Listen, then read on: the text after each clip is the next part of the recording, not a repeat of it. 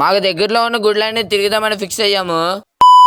Hi Bhavani's అందరికి. ప్రతిరోజు ఏదో ఒక గుడికి వెళ్తామని పార్ట్ 4 లో అయితే చెప్పాను కదా. మేము ఏ గుడికి వెళ్ళినా ఫస్ట్ మా ఊర్లో ఉన్న బంగారం తల్లి గుడికి అయితే వెళ్తాం. మా భవానీలు అందరం కలిసి బంగారం గుడికి అయితే వచ్చేసాము. మీ అందరం కలిసి పూజకి అయితే రెడీ అయిపోయాము. మా గురు భవాని లోపల హారతి వెలిగిస్తున్నారని చెప్పి మేము బయటనైతే నుంచొని ఉన్నాము. హారతి వెలిగించిన తర్వాత హారతి అయితే తీసుకొని కాసేపు అయితే దుర్గమ్మ పాటలు అయితే పాడాము. పూజ పూర్తి అయిపోయిన తర్వాత లేట్ అయిపోతుంది అని చెప్పి తొందరగా బయలుదేరిపోయాము. ఈ భవానీ చూడండి ఆటో గుడి లోపలికి తీసుకొచ్చేసారు. చివరికి ఆటో తీసుకొని అయితే బయలుదేరిపోయాము. నెక్స్ట్ వెళ్ళేది పూడిమడకలో ఉన్న గంటాలమ్మ గుడికి అయితే వెళ్తున్నాము. మీకు గనక ఈ గుళ్ళు తెలిస్తే కమెంట్ చేయండి. గుడి దగ్గరికి వెళ్లి హారతి అయితే వెలిగించి హారతి తీసుకున్నాము. హారతి తీసుకున్న తర్వాత కాసేపు అయితే దుర్గమ్మ పాటలు అయితే పాడాము. మేము వెళ్ళిపోతుంటే పూడిమడకలో ఉన్న మా అమ్మమ్మ కనిపించింది. తర్వాత అయితే ముత్యాలమ్మ పాలెంలో ఉన్న ముత్యాలమ్మ గుడికి అయితే వెళ్ళాము. గుడిలోకి ఎంటర్ అయిపోయి కాసేపు పూజలు అయితే చేశాము. మేము ఇక్కడ చాలా గుళ్ళు తిరిగాము. మిగతావి పార్ట్ 6 లో అయితే పెడతాను. కంటెంట్ నచ్చినట్టయితే సబ్స్క్రైబ్ చేసుకోండి.